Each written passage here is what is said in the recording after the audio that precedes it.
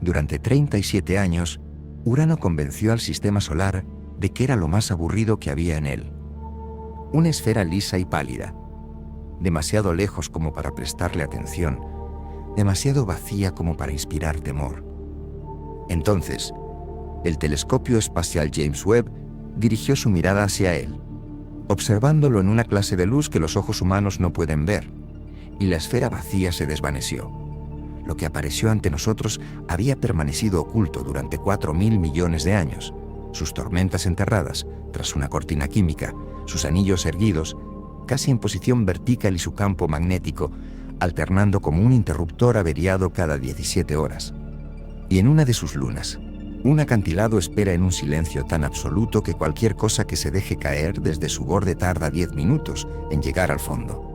Apenas estamos comenzando a comprender qué más ha estado ocultando este planeta.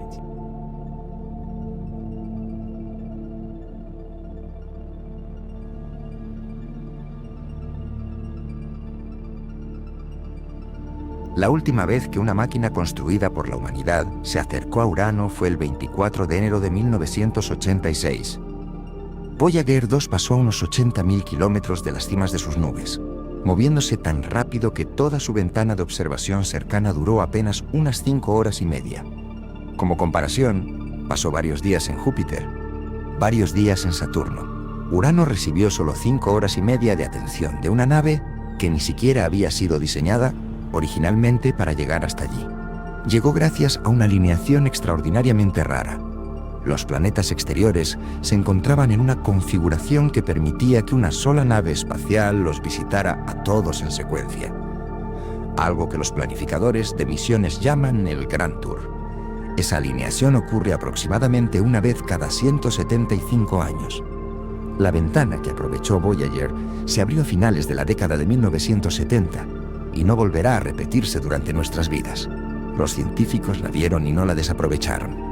En aquellas pocas horas, Voyager envió más de 7.000 fotografías, y casi todas mostraban exactamente lo mismo: una esfera azul pálida y sin rasgos distintivos.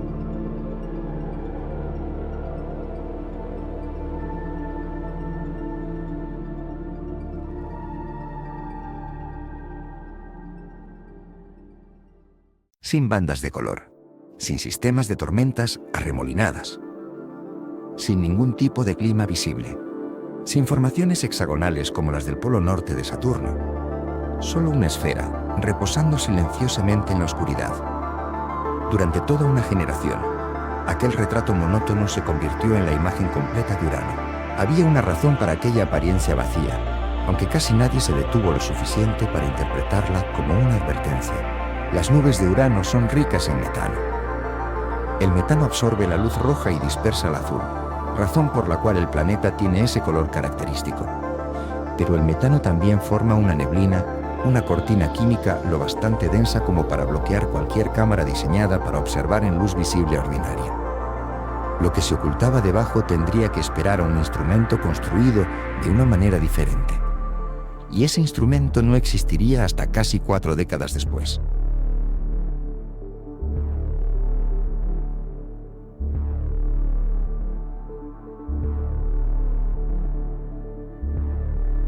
Había un detalle visible en aquellas imágenes de Voyager, silencioso, apenas comentado en su momento, que debió haber sido la primera pista de que Urano no era tan simple como parecía. El planeta está inclinado. No de la forma en que la Tierra está inclinada, con un eje que se desvía unos 23,5 grados y nos proporciona 4 estaciones relativamente suaves. Tampoco como Marte, con 25 grados, o Saturno, con 27. Urano está inclinado 97,77 grados. No gira erguido como un giroscopio. Rueda. Se desplaza alrededor del Sol de lado, como una bola de boliche, con sus polos siguiendo la trayectoria orbital que la mayoría de los planetas reserva para sus ecuadores. Todos los demás planetas del Sistema Solar presentan inclinaciones que la mayoría de las personas consideraría normales. Urano simplemente dejó de mantenerse en pie. Las consecuencias no son pequeñas. Cuando uno de sus polos apunta hacia el Sol, permanece orientado hacia él durante 21 años consecutivos. No hay amaneceres, no hay atardeceres, no existe el ciclo de día y noche. solo un diluvio de luz solar directa que dura décadas, mientras que el hemisferio opuesto pasa esos mismos 21 años sumido en una oscuridad absoluta y total.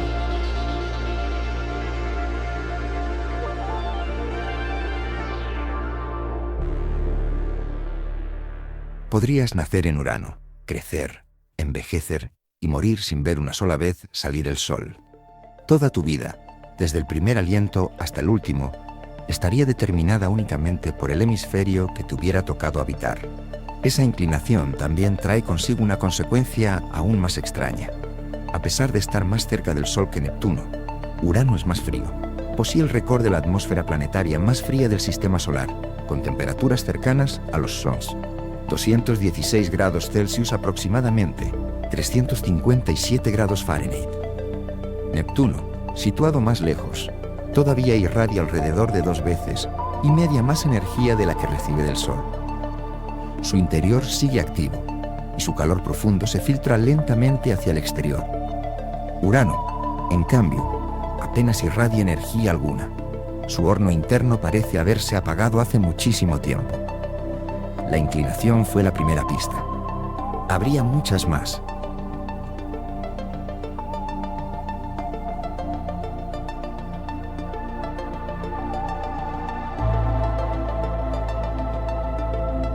Voyager observó Urano en luz visible, las mismas longitudes de onda que utilizan nuestros ojos, el mismo tipo de luz que capturan las cámaras convencionales. El telescopio espacial James Webb, en cambio, observa en el infrarrojo. Detecta firmas térmicas y longitudes de onda invisibles para la percepción humana, una luz capaz de atravesar la neblina de metano de la misma manera que una frecuencia diferente puede penetrar una niebla que bloquea todo lo demás. Cuando los astrónomos apuntaron el telescopio hacia Urano en 2023, la esfera vacía no volvió a aparecer. Lo que apareció fue un mundo en movimiento. El polo norte del planeta, actualmente inclinado hacia la luz solar después de 21 años de oscuridad total, estaba iluminado por un enorme vórtice polar, una gigantesca tormenta que cubría una parte significativa del hemisferio norte, con estructuras internas y límites que ningún telescopio terrestre había logrado cartografiar con semejante nivel de detalle. Webb no se limitó a confirmar que el vórtice existía, lo cartografió. Luego, en enero de 2025, Webb dirigió su instrumento NIRSPEC hacia Urano durante 15 horas consecutivas. Por primera vez, produjo un mapa vertical de la atmósfera superior del planeta, mostrando cómo cambian la temperatura y la densidad de partículas cargadas con la altitud, capa por capa, en lugar de limitarse a observar la superficie. Detectó auroras por encima del borde atmosférico, arcos rosados moldeados por el campo magnético inclinado del planeta. Midió la temperatura media de la atmósfera superior en aproximadamente 150 grados Celsius y descubrió que dicha temperatura ha estado disminuyendo de forma constante durante décadas.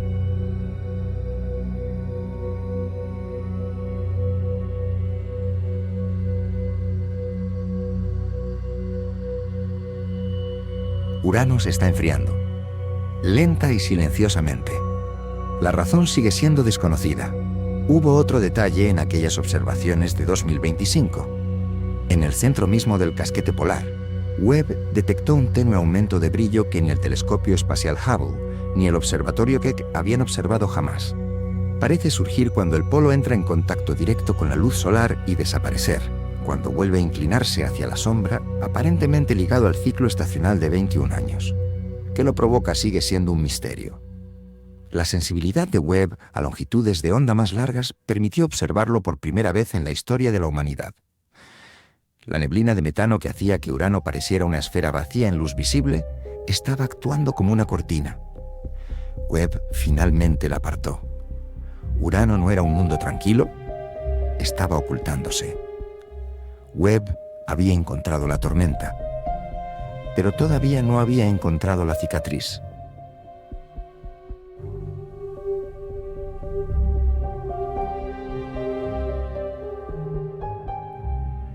Existe una colisión en el centro de cada cosa extraña de este planeta.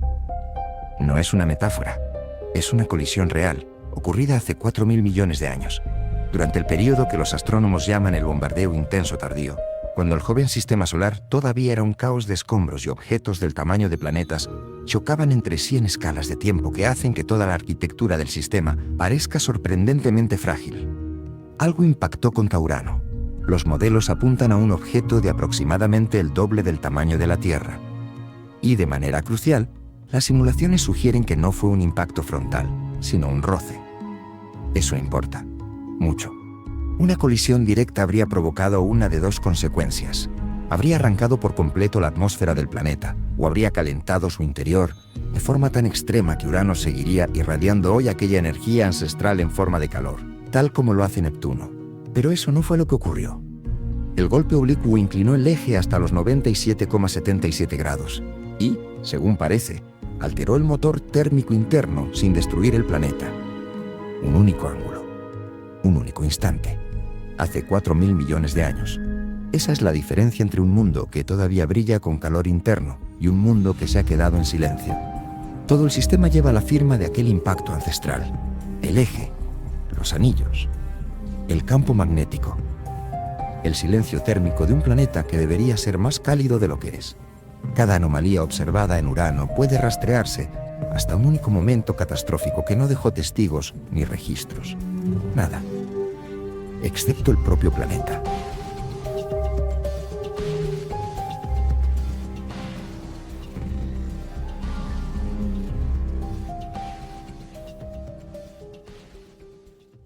La mayoría de los sistemas de anillos del sistema solar se extienden horizontalmente alrededor del ecuador de su planeta, una banda plana, como la de Saturno, que se proyecta hacia los lados. Los anillos de Urano no hacen eso, debido a que el planeta está acostado de lado.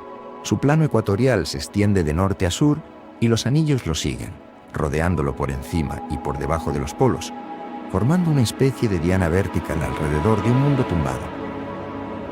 Si observaras Urano desde el ángulo adecuado, verías una serie de anillos concéntricos rodeándolo como el centro de un blanco de tiro. También se encuentran entre los objetos más oscuros de todo el sistema solar, no oscuros como una sombra, oscuros como carbón antiguo. Reflejan tan poca luz que, en parte por esa razón, no fueron descubiertos hasta 1977, casi 400 años después de que Galileo observara por primera vez los anillos de Saturno. Nadie los encontró observándolos directamente. Fueron descubiertos por accidente, mientras los astrónomos observaban a Urano pasar frente a una estrella distante. Notaron algo extraño. La luz de la estrella no desapareció una sola vez cuando el planeta la ocultó, sino varias veces antes y después del tránsito. Algo delgado e invisible estaba orbitando Urano, bloqueando la luz estelar. Hoy conocemos 13 anillos alrededor del planeta. La mayoría tienen apenas unos pocos kilómetros de ancho, estructuras estrechas y precisas, mantenidas en su forma por pequeñas lunas pastor.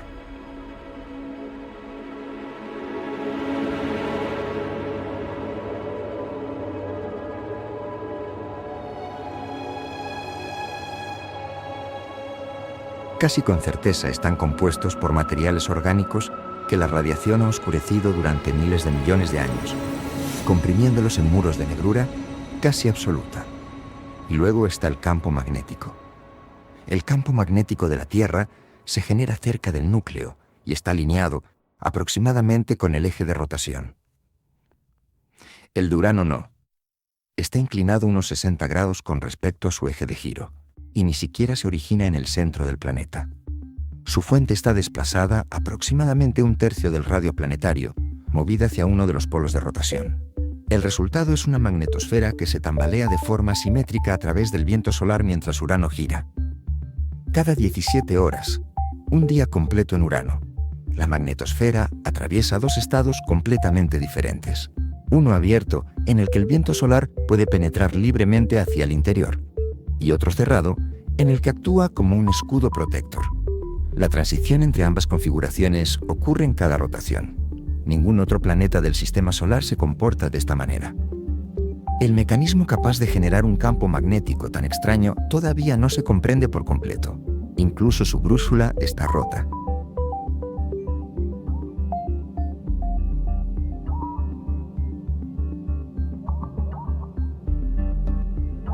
Las lunas de Urano no llevan nombres de dioses, como ocurre con la mayoría de los objetos del sistema solar. En su lugar, reciben nombres tomados de las obras de William Shakespeare y del poeta Alexander Pope. Titania, Oberon, Miranda, Ariel, Umbriel, Puck, una corte helada de fantasmas literarios, orbitando a un rey inclinado en la oscuridad. El número de lunas ha seguido cambiando. En noviembre de 2023, astrónomos que utilizaban los telescopios Magallanes en Chile descubrieron una luna de aproximadamente 8 kilómetros de diámetro, invisible para todos los instrumentos anteriores. Un objeto diminuto que había estado orbitando Urano sin ser detectado durante toda la era espacial. Luego, el 2 de febrero de 2025, un equipo que trabajaba con el telescopio espacial James Webb encontró otra más. Esta luna, designada Sur 2025 U1, tiene aproximadamente 10 kilómetros de ancho y se encuentra muy cerca del sistema de anillos. Webb la detectó en una serie de imágenes de larga exposición obtenidas con su instrumento NIRCam. Lo más sorprendente es que Voyager 2 pasó directamente junto a ella en 1986 y jamás llegó a registrarla. El descubrimiento de Sur 2025 U1 marca la primera vez que el telescopio espacial James Webb detecta una luna alrededor de cualquier planeta del sistema solar. Con ello, Urano cuenta ahora con 29 lunas confirmadas. La más reciente todavía no tiene un nombre oficial. Sigue esperando a que algún personaje de Shakespeare o de Alexander Pope, que aún no haya sido utilizado, sea elegido para bautizarla. Si tienes alguna sugerencia, déjala en los comentarios. Y una de esas lunas, Miranda, alberga algo que no parece pertenecer a ningún catálogo de paisajes astronómicos agradables.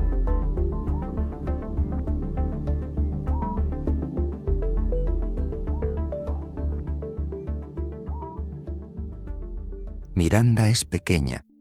Tiene menos de 500 kilómetros de diámetro. Vista desde lejos, parece una bola de nieve golpeada y maltratada, con una superficie fracturada y caótica que sugiere que sufrió algún acontecimiento extremadamente violento en el pasado. Los científicos no se ponen de acuerdo sobre cuál fue ese acontecimiento. Algunos modelos proponen que Miranda fue destruida por un antiguo impacto y que posteriormente volvió a ensamblarse a partir de sus propios fragmentos. Otros apuntan a fuerzas geológicas internas que desgarraron la superficie desde abajo. Su origen sigue siendo objeto de debate. Lo que no está en discusión es una característica concreta grabada en su terreno. Verona Rupes es un acantilado, una caída vertical casi perfecta cuya altura se estima entre 5 y 20 kilómetros, aunque la mayoría de los análisis la sitúan entre 10 y 15 kilómetros. El monte Everest se eleva unos 8,8 kilómetros sobre el nivel del mar, y el Everest es una montaña, con laderas, crestas y rutas de ascenso. Verona Rupes no es una montaña, es un muro, una pared vertical que desciende directamente hacia una cuenca sumida en la sombra, sin nada que pueda frenar una caída. La gravedad superficial de Miranda equivale aproximadamente al 0,8% de la gravedad terrestre.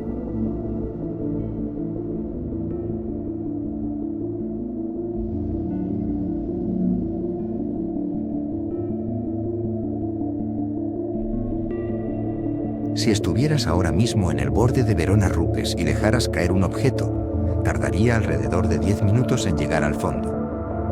Caería lentamente al principio.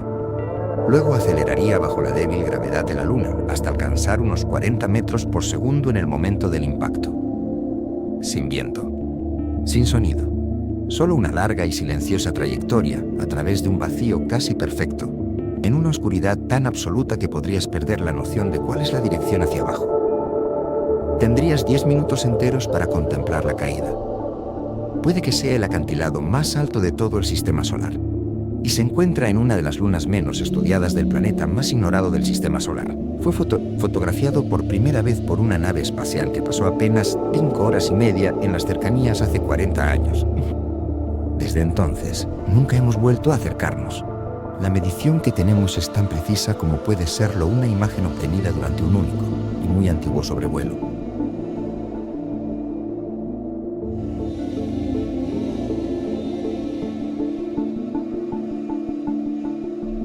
El color azul pálido que vemos en las fotografías de Urano no es una superficie. Es simplemente la profundidad a la que la atmósfera deja de ser transparente, el nivel donde la luz ya no puede escapar hacia el exterior. No existe un suelo debajo de ella. Bajo las nubes de metano se encuentra una profunda capa de hidrógeno y helio. Y debajo de esa capa hay algo que la palabra hielo no logra describir adecuadamente: un inmenso manto de fluidos sometidos a altísimas presiones y temperaturas, compuesto principalmente por agua, amoníaco y metano, que existe en un estado para el que no tenemos un equivalente sencillo en el lenguaje cotidiano. No es sólido, no es líquido, no es gas. Es algo comprimido en una forma que se encuentra entre los tres estados. Y dentro de ese manto, bajo presiones millones de veces superiores a las que experimentamos al nivel del mar, ocurre algo extraordinario. Los átomos de carbono, liberados de los compuestos de metano, son comprimidos con tal intensidad que cristalizan.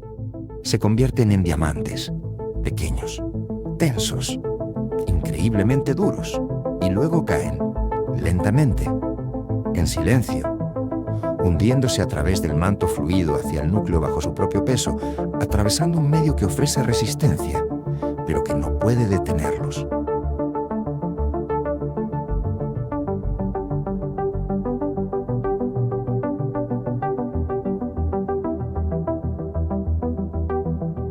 Ahora mismo están cayendo diamantes dentro de Urano.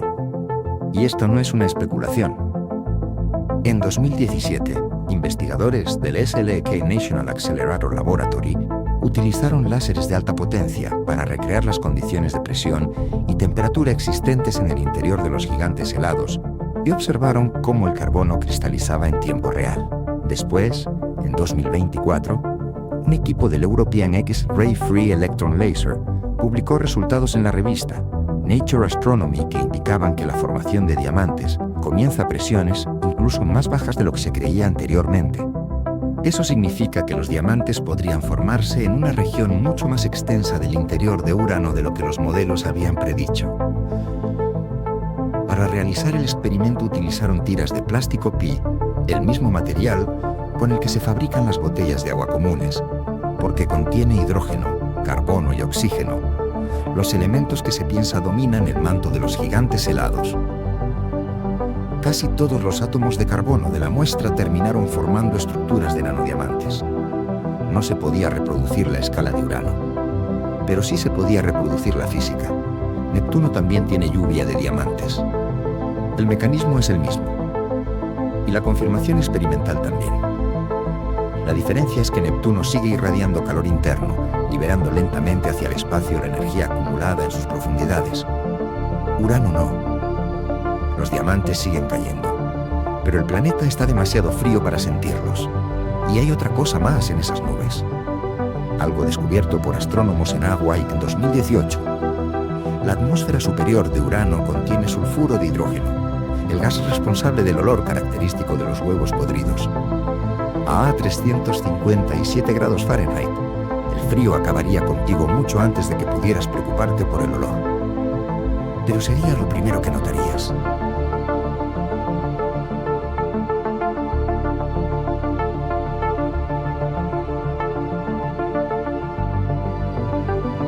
Bajo las capas de hielo de las lunas más grandes de Urano podría existir agua, no agua congelada. Agua líquida, mantenida en estado líquido gracias al lento decaimiento de materiales radiactivos en sus mantos rocosos y al calentamiento producido por las fuerzas de marea.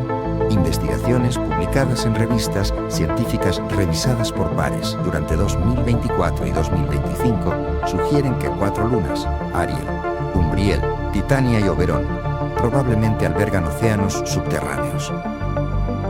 Titania y Oberon podrían contener océanos de hasta 50 kilómetros de profundidad, salados y ricos en minerales, ocultos bajo gruesas capas de hielo en una oscuridad absoluta. Ariel, por su parte, muestra evidencias superficiales de actividad criovolcánica relativamente reciente, material helado que emergió desde el interior y fluyó sobre la superficie, señal de que su mundo interno no está completamente inactivo. Si estos océanos realmente existen, pasarían a formar parte de una lista que no deja de crecer: Europa, Encélado, Titán, Ganímedes, Mimas. El sistema solar contiene mucha más agua líquida de la que alguna vez imaginamos, repartida entre mundos que apenas hemos explorado. Las lunas de Urano podrían ser las próximas incorporaciones a esa lista. Y ninguna nave espacial ha visitado ninguna de ellas desde 1986. Existe una misión en planificación: el Uranus Orbiter and Probe.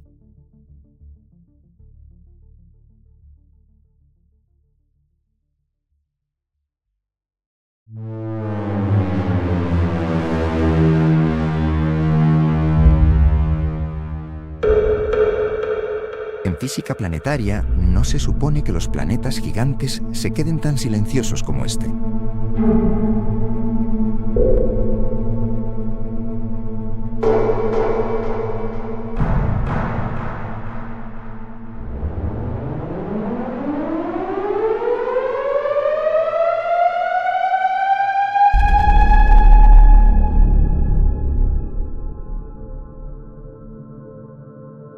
Un mundo tan grande como Urano debería seguir filtrando una cantidad significativa de calor desde su interior, energía residual de su formación que escapa lentamente a lo largo de miles de millones de años. Neptuno todavía lo hace. De hecho, Neptuno irradia aproximadamente 2 y 6 veces la energía que recibe del Sol. Urano, por el contrario, emite solo un poco más de lo que absorbe. Trabajos recientes estiman ese exceso en aproximadamente un 15%. Esa es la anomalía. No que Urano sea frío, no que esté lejano, sino que un planeta gigante de este tamaño se haya vuelto tan térmicamente silencioso. Y una vez que esa comparación se pone sobre la mesa, el problema deja de ser atmosférico, visual o superficial. Se vuelve estructural, porque se supone que Urano y Neptuno pertenecen a la misma familia planetaria. Son lo suficientemente similares como para que, a primera vista, su comportamiento térmico más profundo debería, al menos, rimar. Pero no es así.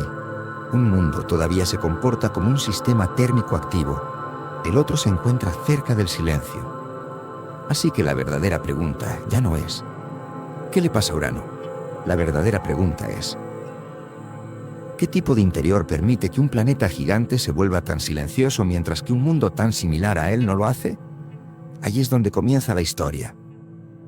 Se supone que un planeta gigante debe liberar una cantidad significativa de calor interno. Esa es una de las expectativas más básicas en física planetaria. Estos mundos se forman calientes, almacenan una energía enorme en sus interiores y, a lo largo de miles de millones de años, irradian lentamente parte de esa energía de vuelta al espacio. Neptuno todavía hace exactamente eso.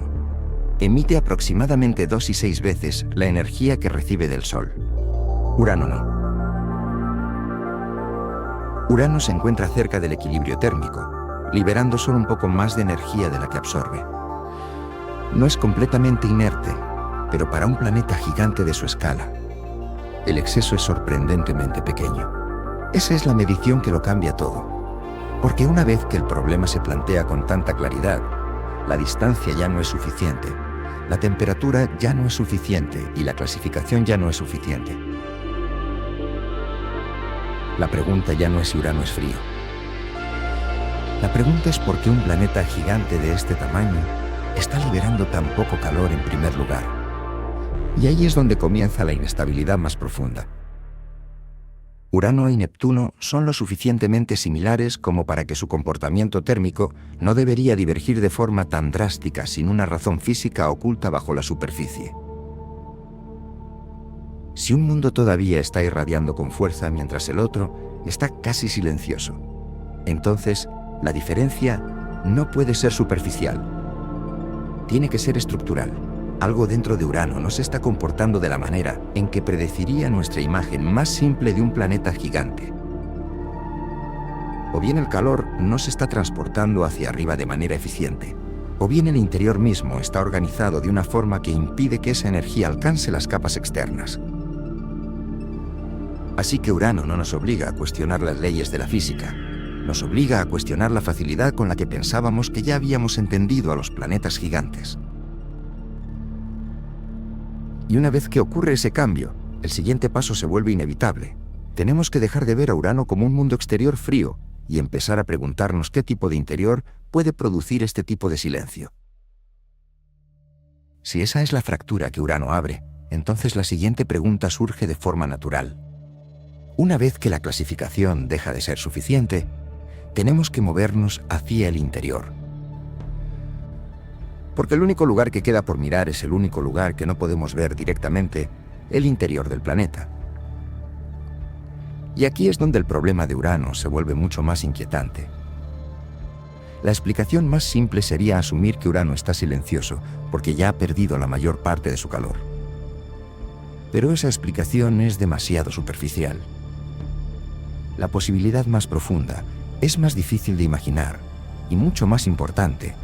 Puede que Urano no esté silencioso porque el calor haya desaparecido. Puede que esté silencioso porque el calor ya no puede ascender de manera eficiente. Eso cambia toda la historia. En un planeta gigante, el calor interno no importa solo porque exista, importa porque se mueve. La energía asciende desde el interior profundo hacia las capas externas, y uno de los procesos principales que permite que eso suceda es la convección. El material caliente asciende, el material más frío se hunde, y, a través de ese movimiento, un planeta libera lentamente la energía que dejó su formación. Pero puede que Urano no tenga un interior que se mezcle con la libertad suficiente como para que ese proceso funcione de la manera en que esperamos. Una de las posibilidades más sólidas es que Urano esté estratificado por composición. En lugar de comportarse como un interior bien mezclado, puede estar construido por capas de diferente composición y densidad, apiladas de una forma que resiste el desmoronamiento a gran escala. En ese tipo de estructura, la convección se vuelve ineficiente.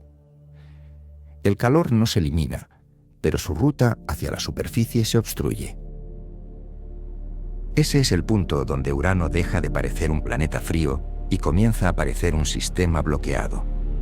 La atmósfera visible puede no ser la expresión limpia de un mundo que simplemente se ha enfriado. Puede ser la piel superior de un planeta cuya energía interna todavía está presente, pero atrapada debajo de capas que ya no se comunican correctamente con el exterior. Y es por eso que Urano importa como algo más que una anomalía térmica. Porque una vez que un planeta gigante puede retener el calor y aún así parecer tan silencioso desde el exterior, el problema ya no es solo la temperatura. El problema es el transporte. El problema es la estructura.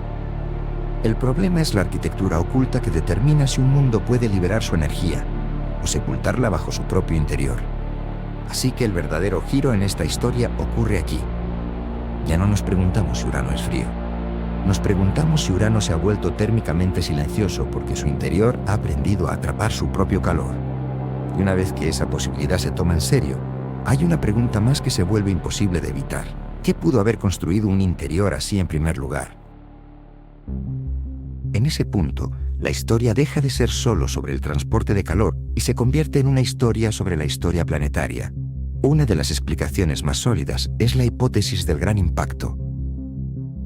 Urano no es solo inusual en su temperatura, también es inusual en su orientación, ya que rota con una inclinación axial extrema que ya sugiere un evento violento en las primeras etapas de su pasado. Y si una colisión fue lo suficientemente poderosa como para inclinar el planeta de manera tan drástica, también pudo haber sido lo suficientemente poderosa como para reorganizar su interior. Eso es lo que hace que la idea del impacto sea tan importante. No es solo una explicación visual de por qué. Urano parece estar acostado sobre su costado. Es una explicación estructural de por qué Urano puede haber dejado de comportarse como un planeta gigante normal de adentro hacia afuera. Una colisión a esa escala podría haber derretido, desplazado y redistribuido material por todo el planeta. Bajo una presión extrema, ese reordenamiento puede haber producido capas de densidad estables, límites de composición o una región aislante profunda que debilitó la convección y ralentizó el escape del calor. Si eso sucedió, entonces el silencio térmico de Urano no es una característica aislada.